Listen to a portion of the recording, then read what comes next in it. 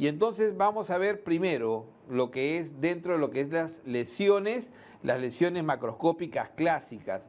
Entonces vamos a ver que las lesiones macroscópicas pueden ser primarias, siempre recuerden eso, ¿no? Pueden ser primarias como pueden ser secundarias, ¿no es cierto? Entonces podemos tener lesiones primarias y lesiones secundarias.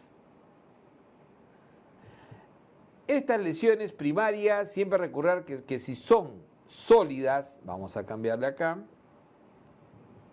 las lesiones sólidas características, entonces vamos a tener, ¿no?, las lesiones maculares, ¿no es cierto? Las lesiones maculares o las manchas que son generalmente menores de 1 centímetro, las máculas, ¿no? De ahí vamos a tener la pápula, ¿no? Tenemos la mácula, la pápula, la placa y el abón. Y entonces vamos a tener, por ejemplo, el abón como una lesión, no solamente epidérmica, sino dérmica, y que suele tener un centro pálido, eso se me da en cuenta. Este es lo característico del abón o roncha. Y aquí el tamaño es fundamental, la placa menor de 0,5 y la pápula, perdón, menor de 0,5 y la placa mayor de 0,5. Mientras que las lesiones líquidas de contenido líquido, siempre recordar la vesícula, la lesión pequeñita, ¿no? La pequeña lesión, la vesícula, que es menor de 0,5, equivalente en lesión sólida ¿a quién? A la pápula y, ¿no es cierto?, la vesícula, y de ahí tenemos fundamentalmente la ampolla o también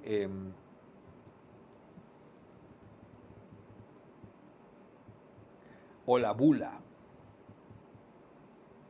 Por eso también se llaman a veces lesiones ampollares o bulosas, mayor de 0,5. Cuando la vesícula, que es contenido líquido, claro, menos de 0,5, pequeñita, típica por ejemplo del herpes, la lesión herpética, y la ampolla, que es mucho mayor, obviamente cualquiera de ellas se llena de un contenido purulento, entonces eso se llama pústula. Pústula, cualquiera de las dos, sea vesícula o ampolla, o sea, puede ser vesícula o ampolla, o sea, equivalente, pero con contenido purulento. Eso es lo que tiene que quedar claro. Entonces, lesiones sólidas, ya decía, la mancha, mácula, que cuando es más grande es el parche, la pápula elevada, menor de 0,5, la placa mayor de 0,5, el abón, que es lesión elevada, pero con centro pálido y que es característico y es efímera. El abón es efímero. Pueden preguntarle la lesión efímera de contenido sólido clásico, el abón, que es la roncha. Okay. Y la líquida, la vesícula, la pequeñísima lesión, no menos de 0,5, y la ampolla o bula mayor de 0,5, y la pústula con contenido purulento. Mientras que las secundarias, recordar la atrofia, ¿no? La atrofia, siempre recordar la atrofia. Acá hay que recordar eso nada más. Atrofia, la escama y el líquen.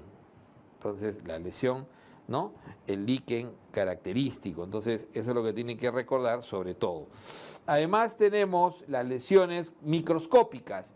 En las lesiones microscópicas, obviamente, estas se van a ver a el examen anatomopatológico y entonces podremos ver lesiones como por ejemplo la espongiosis. La espongiosis. La espongiosis es la típica lesión de las dermatitis. Dermatitis, ¿ok? Lesiones de la dermatitis. Tenemos esta es la acantosis. La acantosis, que es básicamente el incremento del grosor, ¿no? de las papilas de la piel, ¿no? Este grosor, este incrementado típico, por ejemplo, se ve en la psoriasis, ¿no? Se ve en el líquen, también en el líquen se ve esta acantosis. Tenemos además, acuérdense, acantosis, grosor, mayor cantidad de papilas abajo, y cuando se rompe, acantolisis, ¿no es cierto? Pero después podemos tener esto que son, ¿no? Básicamente lo que se llama núcleos pequeñitos, redondeados, ¿no? Los coilocitos. Coilocitos. Típico de la infección de virus, ¿no? Papiloma humano. Podemos tener, ¿no? Esta es la ruptura, ¿no? La ruptura de la epidermis, básicamente la acantolisis. Acantolisis, característico, recuerden de la acantolisis, ruptura de la epidermis, característico del pénfigo. Y acá tenemos lo que se llama la exocitosis. La exocitosis, que es básicamente, ¿no? el acúmulo de polimorfos nucleares que se mete hacia la piel, hacia la epidermis, ¿no? Y producen en realidad tipo abscesos, ¿no? Cantidad de polimorfos nucleares, esa exocitosis, eso se ve en la psoriasis, como por ejemplo los abscesos de Munro, ¿no? Abscesos de Munro. En la psoriasis. Ok. Veamos ahora qué cosa es una dermatitis. Recordando siempre que dermatitis y dermatosis. En dermatitis tiene que haber un proceso inflamatorio. Tiene que haber un proceso inflamatorio. Entonces vamos a tener dermatitis que pueden ser endógenas y vamos a tener dermatitis que pueden ser, ¿no? de tipo exógenas. Pero las dermatitis no solamente pueden ser, ¿no? de este tipo asociados a esta característica, sino también asociados a invasión, a infección. Entonces todos esos van a producir inflamación y lo característico es que las dermatitis pueden ser, como decíamos, en el fondo las dermatitis como tal, si decíamos así, pueden ser no infecciosas e infecciosas. Vamos a ver los dos tipos. Infecciosas pueden ser micóticas, pueden ser parasitarias, pueden ser, ¿no es cierto?, bacterianas. Y las no infecciosas vamos a tener endógenas y exógenas. En sí, la dermatitis sigue el proceso de una inflamación de piel, básicamente. O sea, esa inflamación de piel es sinónimo de decir ¿qué cosa? Eczema. Dermatitis, o sea, y eczema se utilizan indistintamente. El eczema atópico o la dermatitis atópica. Es lo mismo, doctor, es lo mismo, no hay ningún problema. Recuerden que el proceso acá de dermatitis pasa primero siempre por un proceso de inflamación aguda, eritema, un proceso de eritema, inflamación, de ahí va a haber exudación, siempre hay exudación, ya en el proceso agudo, subagudo, después del proceso subagudo va a haber descamación, hay descamación, y posteriormente, o sea, al final, después, no todas las dermatitis llegarán a eso, pero luego de un tiempo de su agudo a la cronicidad, muchos se cronifican y se liquenifican, liquenificación. Entonces, ese es el proceso que puede seguir la mayor parte de las dermatitis. La dermatitis que más debe tener en la cabeza siempre es la que más preguntan, la dermatitis atópica. La dermatitis atópica es característico en los niños, pero también se ve en los adultos. La dermatitis atópica es más frecuente en menores de 1 año de edad. Menores de 1 año, cambiemos de color. Vamos a ponerle azulito. En menores de 1 año, característico, ¿no? ¿Y qué cosa es lo que no falta en una dermatitis atópica? Siempre recuerden eso, prurito, criterio mayor único importante, el prurito, es el que tiene que tener en la cabeza. Dermatitis atópica o eczema atópico, prurito. Este tiene una causa de tipo genética, ¿ok? Ahí están básicamente, y tiene criterios menores varios, como por ejemplo el hecho del compromiso, especialmente en menores de 2 años, de pliegues, el típico atopía, que es, ¿no?, que está asociado generalmente a rinitis, a asma, al antecedente familiar de rinitis y asma, la piel típicamente seca, el compromiso de mejillas y frente en niño pequeño, ¿no? El niño generalmente se da en el 60% de los niños menores de 2 años y en las zonas de flexión ya en el niño mayor y en el adulto característico. En el niño suele ser diseminado, ¿ok? Entonces, la dermatitis atópica es una enfermedad familiar crónica recidivante. Es de típico familiar, crónica y recidivante característico. Entonces, ¿a quién afecta más? Al lactante. Afecta sobre todo al lactante, ¿ok? Entonces, tener siempre eso en cuenta. Y suele en el niño más pequeño, ¿no? Menor de 2, generalmente respetar el triángulo de la nariz, característicamente, ¿no? Generalmente está diseminado en casi todo, especialmente en frente, mejillas, pero respeta este triángulo nasal. El tratamiento característicamente es la higiene, los corticoides tópicos, a veces inmunosupresores e monoclonales. Corticoide tópico y la higiene.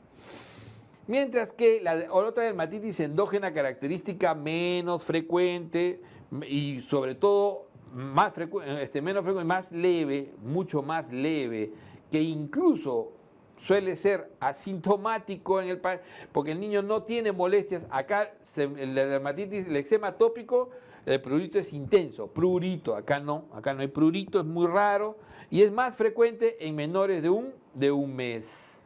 Y en menores de un mes se suele ver una lesión característica que es la costra láctea, característica costra láctea. Es también de tipo familiar, ¿no? La dermatitis seborreica, ¿no? Entonces, ¿qué vamos a ver? ¿No?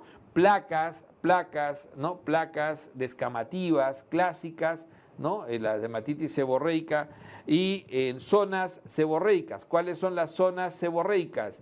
Zonas seborreicas como cara, ¿no? Típicamente la cara, el cuero cabelludo,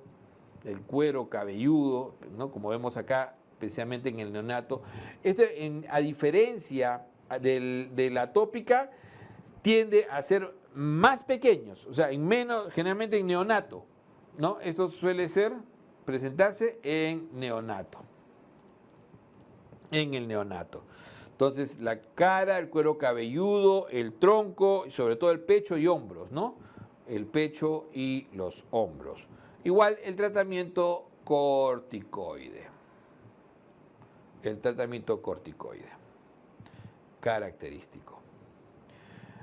De ahí tenemos las dermatitis, ¿no? Ya exógenas. Las dermatitis exógenas generalmente tienen que ver básicamente con un mecanismo inmune, muchas veces. Puede ser de tipo irritativo directo, o sea, dermatitis de contacto clásico, ¿no? Irritativo, o puede ser alérgico. Entonces, el alérgico va a ser mediado por anticuerpos. Mientras que este mecanismo irritativo va a ser directo. Este mecanismo es directo. Y tendremos así, en este mecanismo, ¿no? Va básicamente el contacto, la típica dermatitis de contacto, daño directo, clásico de dermatitis de contacto, con algunos productos que típicamente hay que conocerlos. El níquel, por ejemplo, en lo que es la bisutería, ¿no es cierto? Todo lo que se pueden poner, las joyas, la bisutería. El cobalto, en los que trabajan contacto con cemento, cobalto, cemento, curtidores, cuero. El cromo en el acero, los que trabajan acero, fotografía, tatuajes. El mercurio en los desinfectantes, ¿ok? Irritativo directo, lesiones clásicas. Tenemos el alérgico, ¿no es cierto? El alérgico mediado generalmente, esto se va a ver, ¿no? Lo vamos a diagnosticar por la prueba de parches cutáneos. Característico. Y también tenemos el patrón, ¿no? El fotoalérgico, siempre recordar aquellas lesiones, ¿no? Aquellas áreas que llaman patrón actínico, ¿no? El patrón actínico de lesiones, ¿no? El patrón actínico, que es básicamente, ¿no? La cabeza, el rostro y los brazos, el patrón actínico, y lo que es, ¿no? A veces la sensibilización de la piel, como en este caso, por ejemplo, de soralenos, más la radiación ultravioleta, lo que se llama la dermatitis, por ejemplo, de Berloque.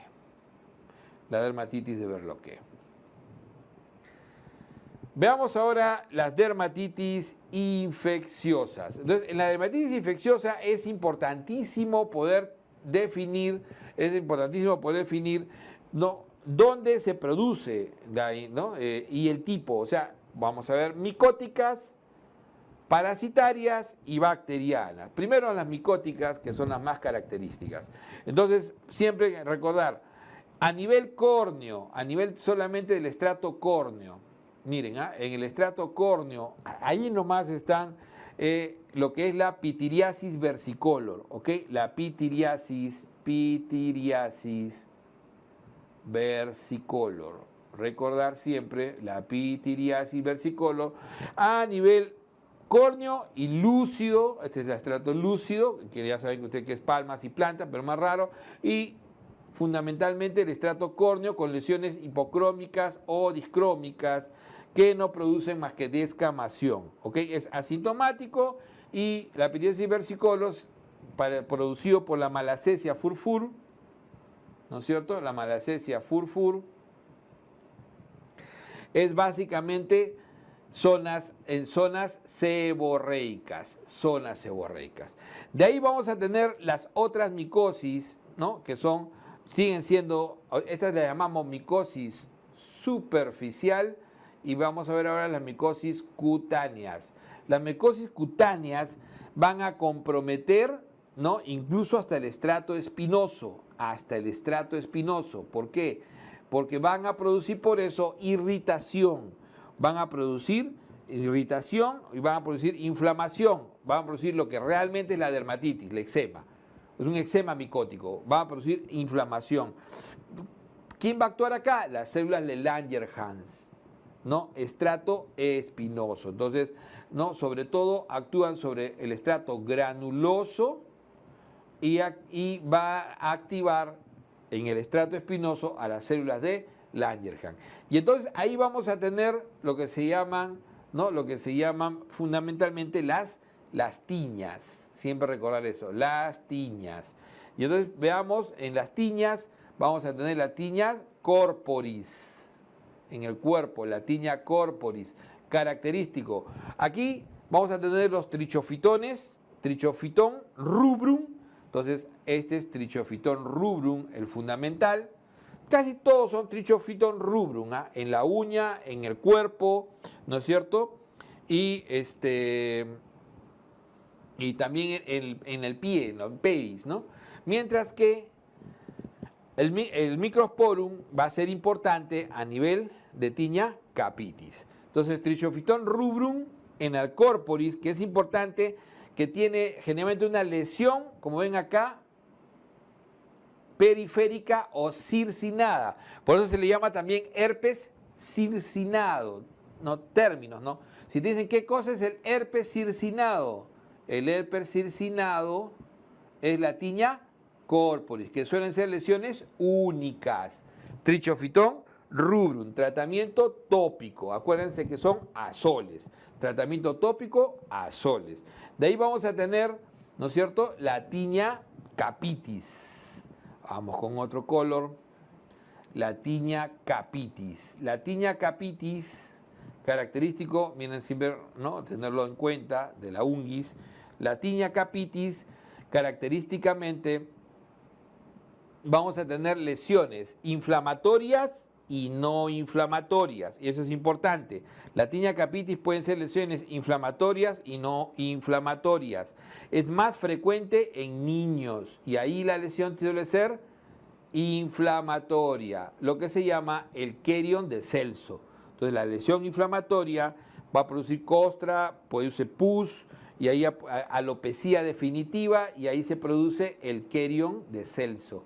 El Kerion de Celso, ojo, produce alopecia definitiva, ¿no?, lo que se ve. Mientras que en adultos, y va a ser microsporum. Muchas veces microsporum canis, ¿no? Pero SP, porque hay que ver si si la pregunta te dice que está en relación a mascota, ¿no?, al contacto con mascota. Y en el adulto es no inflamatorio. No inflamatorio, ahí sí es trichofitón rubrum igual, o sea, Trichophyton rubrum, ¿no? Y no, perdón, capitis, Trichophyton tonsurans. Este es el Trichophyton tonsurans. Ahí cambia, ¿no?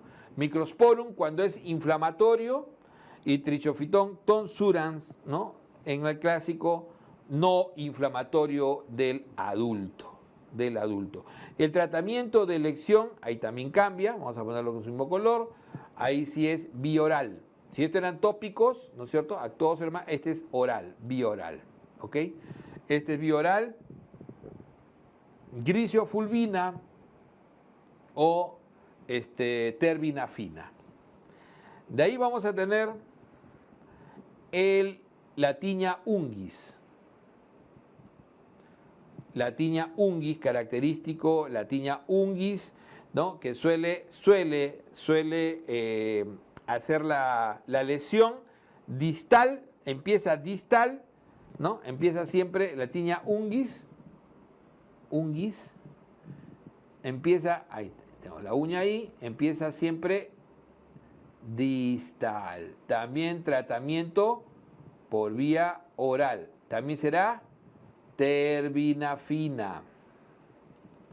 Ahí sí no hay duda, terbinafina. Porque en el otro puede haber duda, en el capitis. Lo que pasa es que en el capitis, ¿no? En el capitis, la Griseofulvina no está en nuestro petitorio, sin embargo ha sido respuesta. O sea, la Griseofulvina teóricamente es el mejor tratamiento, especialmente de la Quilquerion de Celso. Pero hoy en día se utiliza en su alternativa la terbinafina. En cambio acá, en la tiña unguis, ahí sí no hay duda, es la terbinafina. Entonces, la lesión empieza distal y se ingresa. Cuando la lesión empieza en base hacia afuera, que es raro, cándida. Eso es inmunosuprimidos. Y por último, tenemos entonces la tiña pedis, ¿no es cierto? La tiña pedis. La tiña pedis o el pie de atleta, característico, el pie de atleta. La tiña pedis, que generalmente produce grietas, es lo que se llama el signo del mocasín. Ojo, signo del mocasín. Entonces, compromete a veces todo el pie, ¿ok? O distalmente lo que se llama el intertrigo. Puede producir a veces, ¿no? Como decíamos en la tiña pedis, pues se asocia a hiperkeratosis intensa. Esta suele tener hiperkeratosis. Ojo, acá también es azoles nada más, ¿ah? Azoles tópicos, clotrimazol. Igual que en la corporis, azoles. Mientras que oral, ¿no? En la tiña capitis y en la tiña unguis. Ok. Veamos ahora lesiones, si seguimos en la parte hacia arriba, ¿no? Vamos a ver las parasitarias y no olvidar, ¿no es cierto? No olvidar lo que es, sí es pregunta siempre, todos los años, pero es sencillo, la carosis. Vamos con la carosis. La carosis, entonces también es ¿no? Esto es lo que se llama un ectoparásito. Es un ectoparásito. Entonces, tenemos ahí los huevos y fundamentalmente la infestación, ¿no? Se da hasta antes del granuloso, del estrato granuloso. Por ello no produce una lesión netamente inflamatoria, básicamente de hipersensibilidad. La reacción no es inflamatoria, va a ser de hipersensibilidad, con incremento o participación de IgE, es básicamente. Por eso que al inicio lo que se va a generar es el prurito, es una reacción de hipersensibilidad, y por eso que la primera lesión que se produce es una vesícula,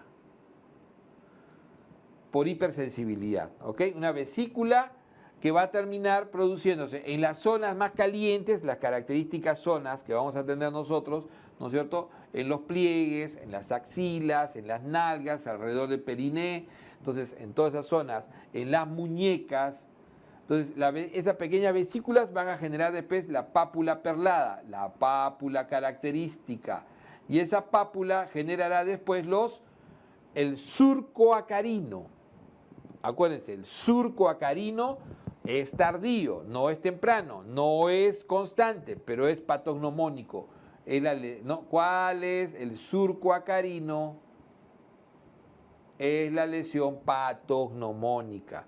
Es la lesión patognomónica. Entonces, lo que tiene que quedar claro acá es la diferencia entre el adulto y el niño. En el adulto estas son las zonas clásicas. ¿Cómo será en el niño? En el niño no respetas, o sea, y suele estar en palmas y plantas. Entonces, en los niños, palmas y plantas. Palmas y plantas, característico, ¿ok? Entonces, vamos ahora a las infecciones bacterianas. Cambiemos de color. Y entonces, en infecciones bacterianas vamos a estar primero arriba, estamos todavía acá arriba, vamos a tener infecciones superficiales clásicas por estreptococo. Primero, estreptococo, grupo A. Estreptococo, grupo A característico, costra mielicérica, entonces tendremos el impétigo.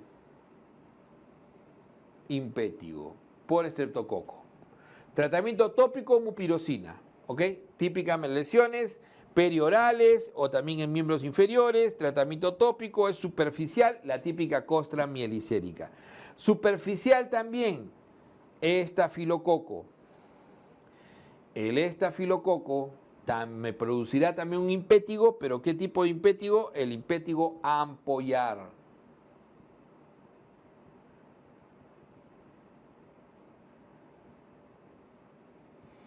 Y este ya es, ¿no? Este es Staphylococcus aureus. Entonces de ahí ya cambia, ya sigue siendo superficial, ampolla, pero acá ya el tratamiento será antiestafilocócico, dicloxacilina, bioral. Este era tópico y acá sí es dicloxacilina bioral. Sigo profundizando y llegaré a la ectima. Entonces vamos con la ectima, otra vez con rojo. Ya estoy en la dermis, estoy acá ya estoy acá en la dermis. En la dermis voy a tener la ectima o llamado también ectima vulgar. Ectima vulgar. Lo vulgar no tiene nada que ver con la educación. Cuando usamos el término vulgar, que es muy frecuente utilizando en dermatología, quiere decir que es lo más frecuente, vulgar. Entonces, el acné vulgar es el acné más frecuente, 90%. Entonces, el ectima vulgar. Igual, la psoriasis vulgar es la psoriasis más frecuente, ¿no es cierto? Entonces, el ectima, que este es, nuevamente, por eso lo ponemos en rojo, estreptococo, grupo A, el ectima. Y entonces son úlceras necróticas en glúteo, en niños, muy frecuente. El ectima, no, este ectima, y acá el tratamiento también igual es bioral, suele ser con dicloxa o cefalosporina de primera, ¿ok? Suelen ser úlceras necrosadas con compromiso de dermis. Ese es el ectima. El ectima es compromiso dérmico. Pero también puede haber lo que se llama el ectima, vamos a ponerlo en verde, gangrenoso. El ectima gangrenoso. Este es Pseudomonas aeruginosa. Este es Pseudomonas aeruginosa, ectima gangrenoso, y generalmente en miembros o también miembros inferiores. El tratamiento tiene que ser acá intravenoso. Ok. Vamos más profundo, en la misma dermis, o sea, acá hubo compromiso, pero una ulceración que llega desde la epidermis a la dermis, ¿no? Estas son ulceraciones profundas y necróticas, los ectimas, que llegan a la dermis. Pero la infección propia de la dermis, ¿no? De la dermis va a ser la celulitis. La celulitis. Vamos a cambiar otra vez de color. Y entonces, tendremos primero, ¿no? La erisipela. Erisipela. La erisipela, nuevamente, estreptococo, grupo A, con su, básicamente, toxina, eritrogénica.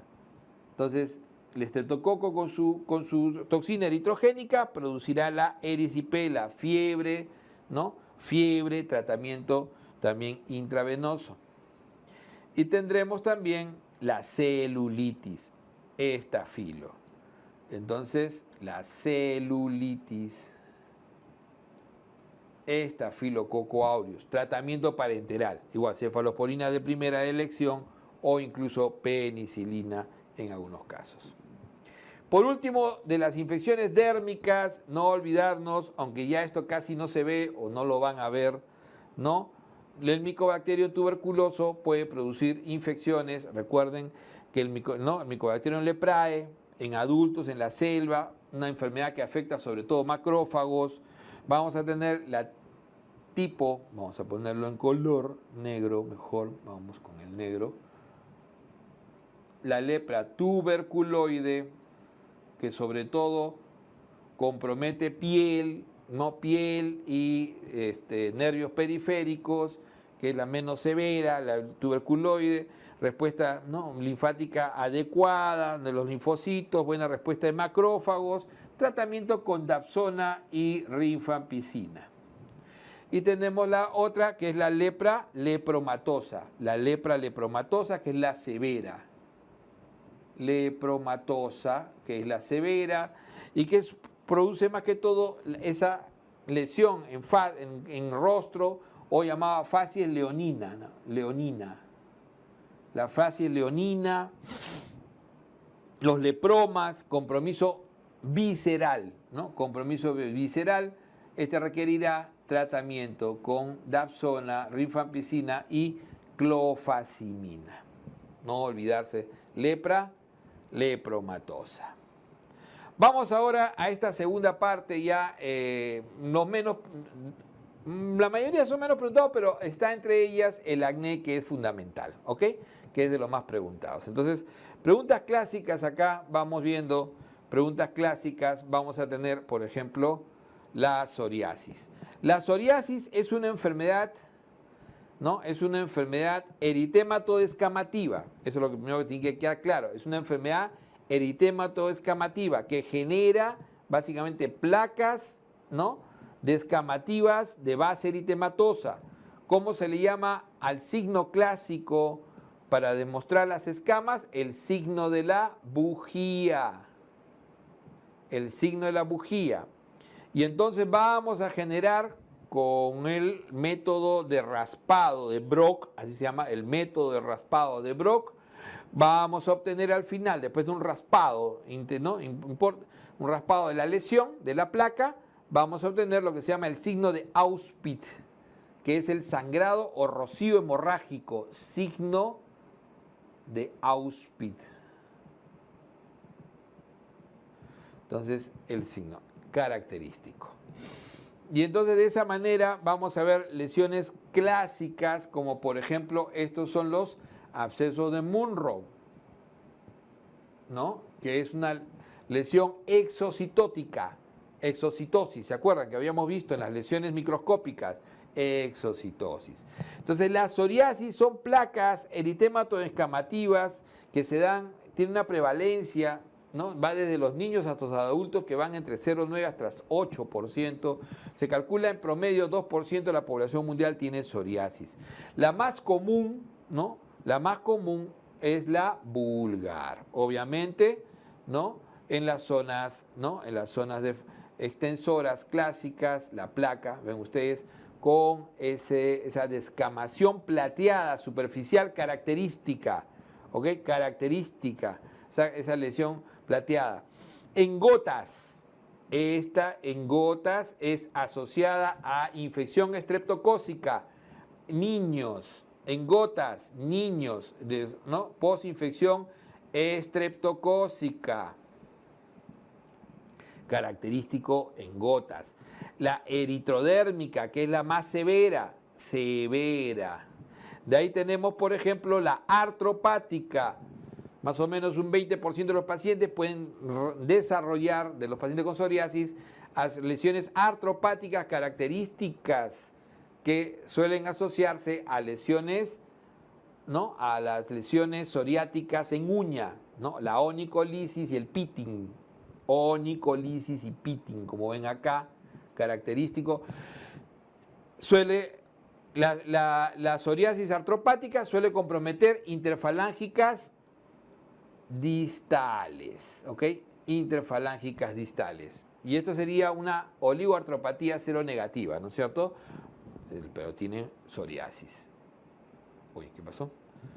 Y de ahí tenemos pustulosa y la invertida. La invertida, siempre recordar que en las lesiones más bien en las zonas de flexión, al contrario de las zonas de extensión, se va a dar generalmente en las axilas, en las ingles, en las zonas donde usualmente no se debería haber psoriasis. Es lo que se llama la psoriasis invertida. Okay. Entonces la psoriasis es una enfermedad crónica que requiere un tratamiento fundamentalmente queratolíticos como parte, ¿no? Como parte del tratamiento tópico adicional a corticoides, como el clobetasol, ¿ok? Siempre tener en cuenta que se puede utilizar, ¿no? La fototerapia, y cuando la enfermedad es muy extensa, con compromiso sistémico y sobre todo con compromiso artroplático, no olvidar el metotrexate, incluso biológico, infliximab. Acá ya estamos en las dermatosis y empezamos con lo que es las dermatosis, ¿no? Ampollares. Acá ya no hay proceso inflamatorio, los procesos son generalmente autoinmunes. Y entonces vamos a generar acá, por efecto autoinmune, ¿no? La ruptura de las uniones características, por eso forman las ampollas. Tenemos esa ruptura, ¿no? Si es intraepidérmica a nivel de ¿dónde? Del estrato espinoso característico, esas ampollas intraepidérmicas.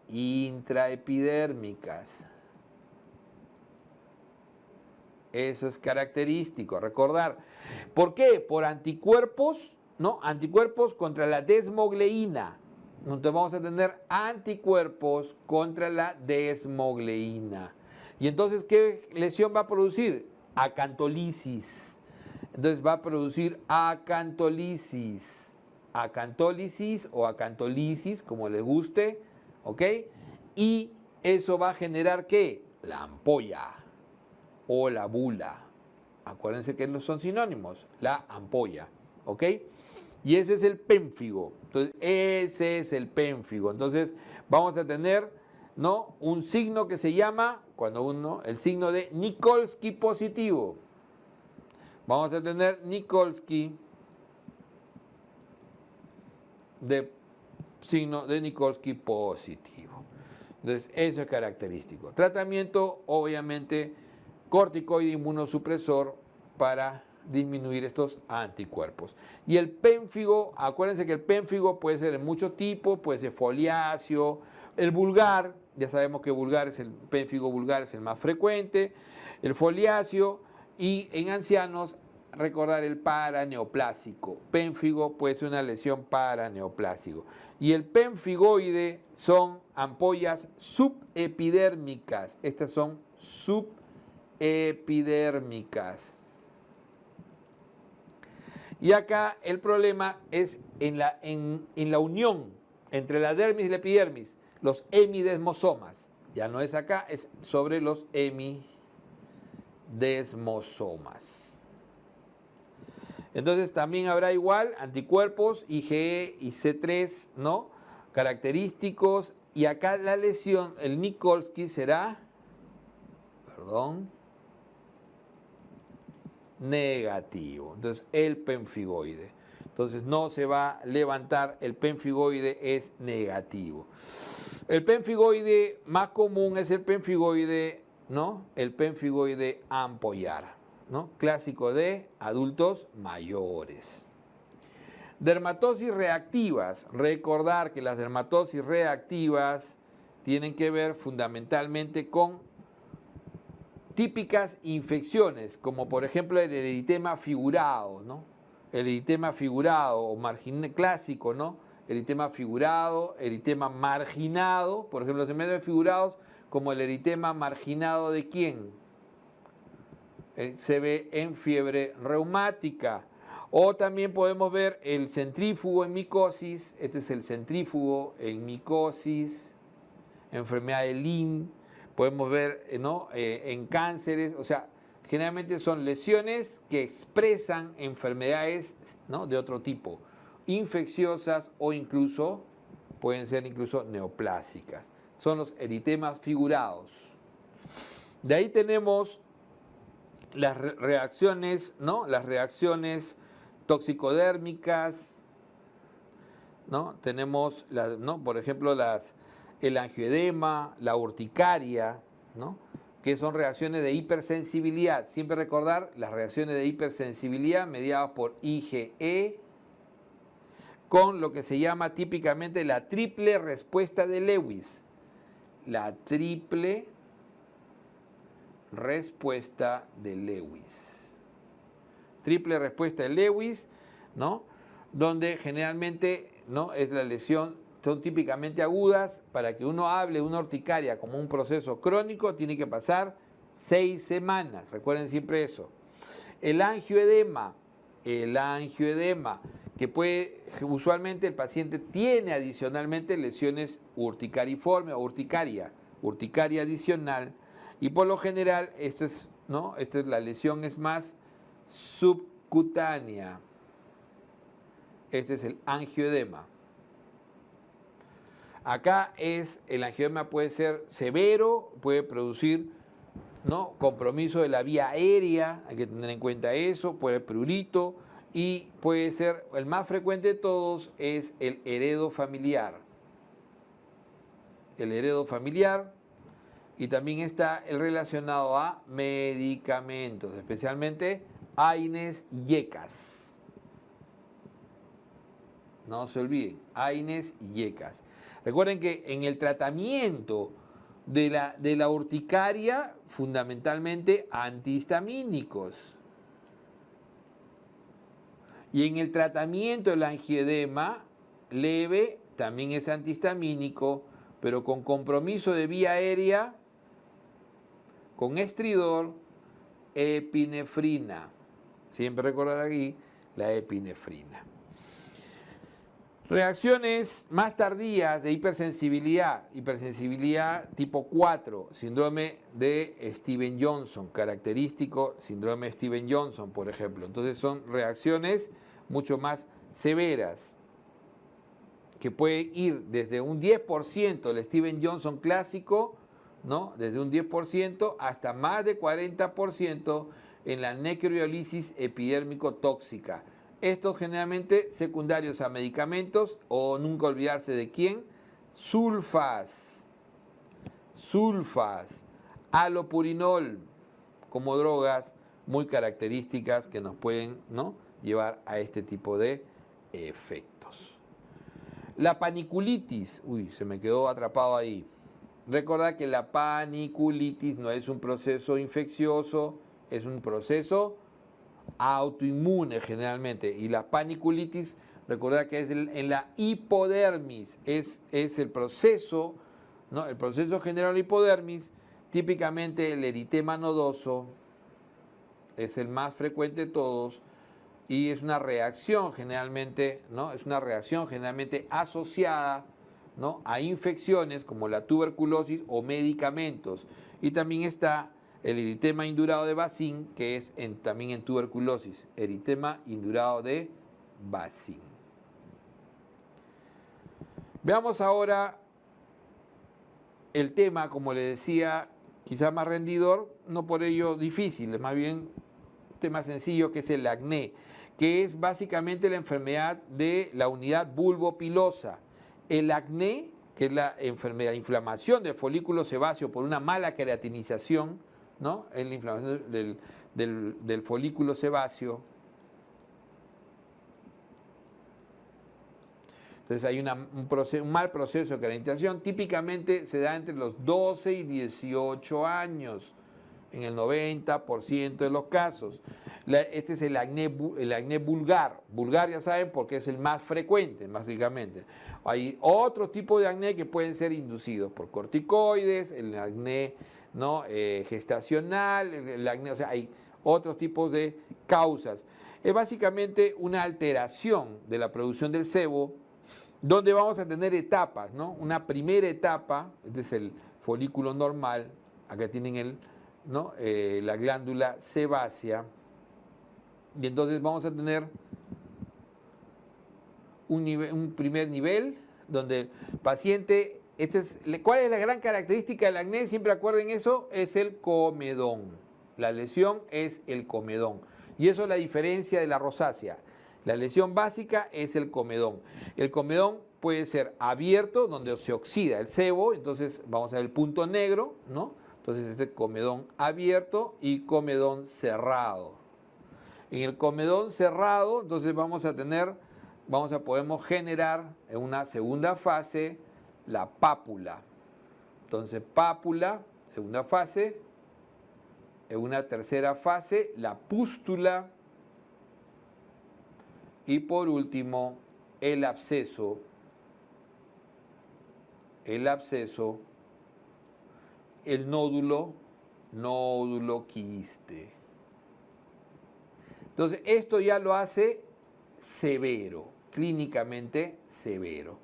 Entonces, se genera ya. Entonces, una vez que queda atrapado y se produce, ¿no? Se produce la pápula, va a haber ahí, este no es un proceso infeccioso, pero se va a generar, ¿no? La proliferación del Propionibacterium acnes. Entonces, eso va a generar este proceso de inflamación, ¿no? Este proceso de inflamación que va a terminar generando una pápula y posteriormente una pústula.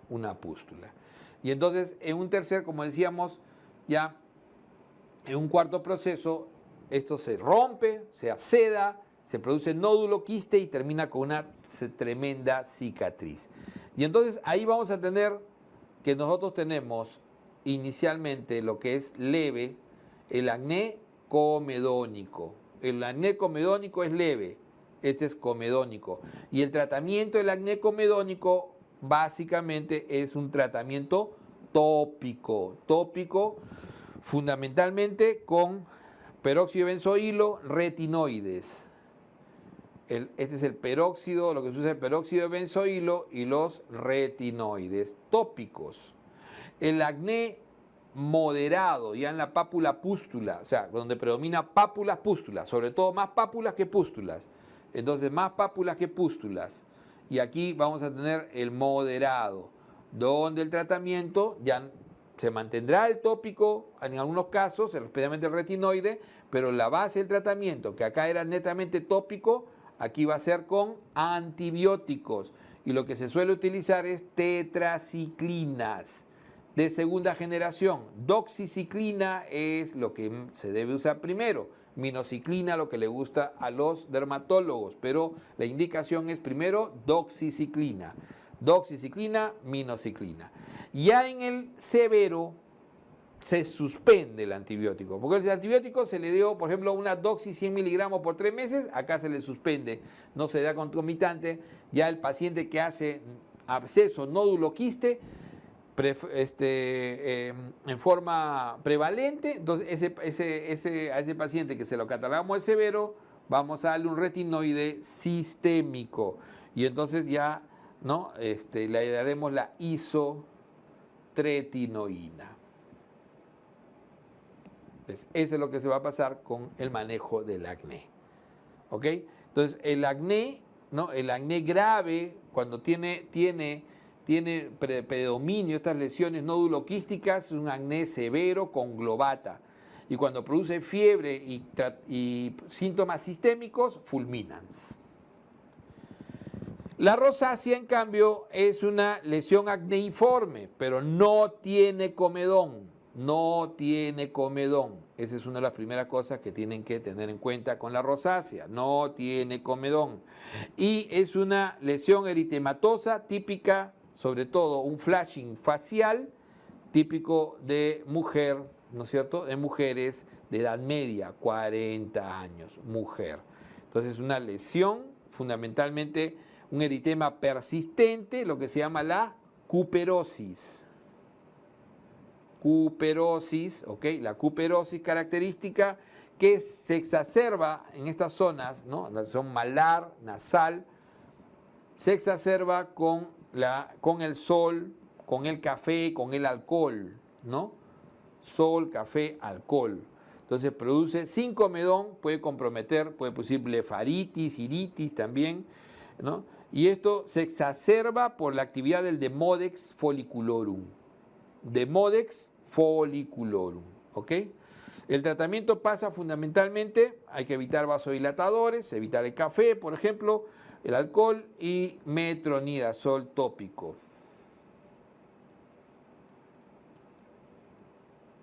La complicación y engrosamiento de la piel en la pirámide nasal puede producir la rinofima. Entonces, metronidazol tópico. Vamos ahora a los tumores. Para terminar esta parte dermato en los tumores, siempre recordar, ¿no?, que los tumores de piel, en realidad hay que diferenciar de aquellos que son producidas básicamente por los queratinocitos. Entonces tenemos el vasocelular y el espinocelular, fundamentalmente, ¿no? Entonces el espinocelular, sin dejar de mencionar la lesión típica, lo que se llama la enfermedad de Bowen. La enfermedad de Bowen, que es una lesión in situ de carcinoma epidermoide. Es la lesión in situ de un carcinoma epidermoide. Esa es la enfermedad de Bowen. De ahí tenemos el espinocelular clásico con sus perlas córneas, como vemos ahí. Este es el que tiene mayor mortalidad de estos dos. Y el más frecuente de todos y característico, la úlcera característica, ¿no?, del vaso celular.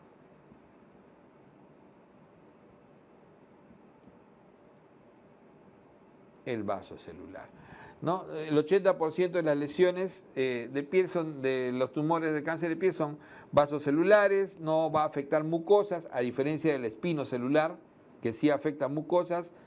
¿No? El espinocelular sí afecta mucosas, no afecta mucosas, es de buen pronóstico, invasor local, no hace metástasis, y la típica lesión que vemos, el ulcus rodens. Veamos ahora lo que es el melanoma. Y entonces, cuando vemos melanoma,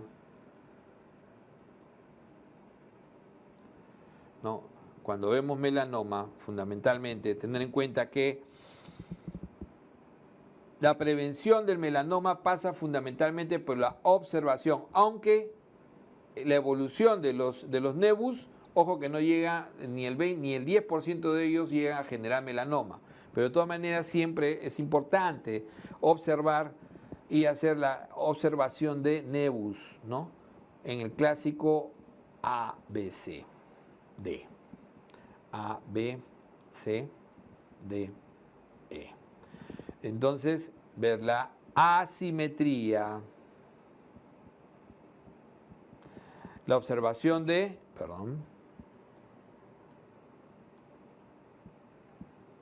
la asimetría, otra vez.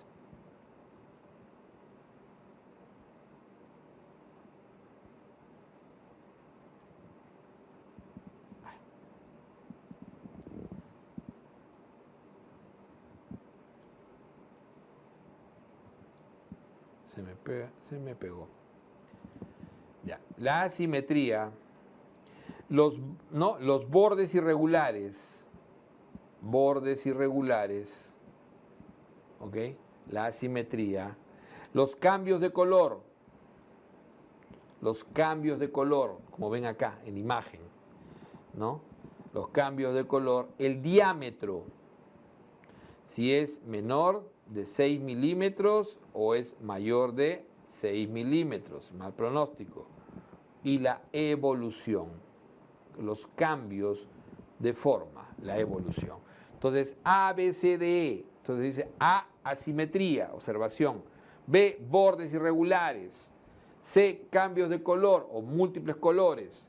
D, el diámetro mayor o menor de 6 milímetros. Y E, la evolución. Entonces, el melanoma, ¿no? El clásico, el nodular. Melanoma, el nodular, que es el más frecuente en el mundo. Mientras que el relacionado a fotoexposición, ¿no? Ese es el, ¿no? El léntigo maligno.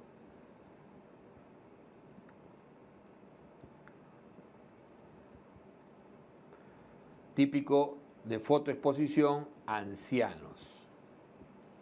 El nodular, que es el más frecuente en el mundo, el más frecuente en Asia y en nuestro país, el lentigoso o el léntigo acral. Léntigo acral, que se suele ver, ¿no? Ahí alrededor de las palmas, plantas, lechos unguiales, mucosas, el léntigo acral. Y este es el clásico, ¿no? De extensión superficial. El melanoma de extensión superficial. ¿Ok? Entonces el nodular, el más frecuente en el mundo, y se considera en realidad más frecuente el léntigo acral, que se suele decir que es muy visto en el Perú, pero no hay estadística que diga que sea el más, se considera a veces el léntigo acral, pero este es el más frecuente en el Asia. El de los ancianos, léntigo maligno, ¿no? El léntigo maligno, el de los ancianos, que es en zonas fotoexpuestas, como ven acá, miren en el rostro, ¿ok? ¿Y cómo se evalúa ¿no? el pronóstico acá? Se utiliza, ¿no? Lo que se llama el índice de Breslow. El índice de Breslow, que es un índice, ¿no? De acuerdo a la profundidad de la lesión. Buen pronóstico cuando es, ¿no? Menor de 1 milímetro, ¿no? Sobrevive 90%. Por debajo de 1 milímetro, de 1 a 2 milímetros, ¿no? 80, 90. De 2 a 3 milímetros, 60 a 70. Y así va bajando. Por eso que es, ¿dónde es buen pronóstico? Menor de 1 milímetro, en la profundidad de Breslow. El tratamiento, ya saben ustedes que es netamente quirúrgico de la lesión asociado a el tratamiento básicamente hoy en día biológico. El tratamiento biológico, nivolumab, ¿no? Como tratamiento clásico hoy en día. Veamos ahora, ¿no? Lesiones discrómicas. Siempre mencionar, básicamente, mechón blanco, piel y pelo, de tipo, ¿no? De tipo genético hereditario, por una anomalía genética clásica, piebaldismo, que es la ausencia de melanocitos, pero básicamente en una área específica, ¿no? Es el famoso mechón blanco. El vitíligo, destrucción autoinmune, básicamente de melanocitos, ¿no? Que se suele dar alrededor orificial, en el rostro, en las manos, rostros, manos, se asocia a enfermedades autoinmunes, y periorificial generalmente, el vitíligo. Y por último tenemos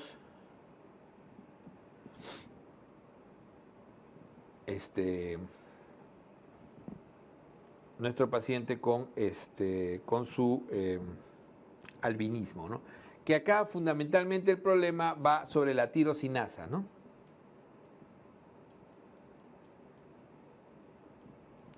Sobre la ausencia de función de la tirosinasa para producir la eumelanina. Entonces,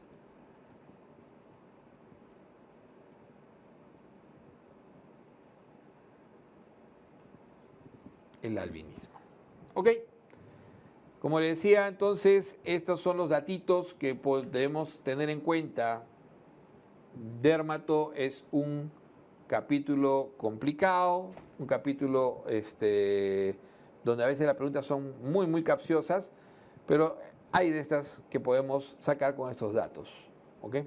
Entonces, esto es lo que hemos hecho, la revisión de esos esquemas de repaso para dermatología. Muchas gracias.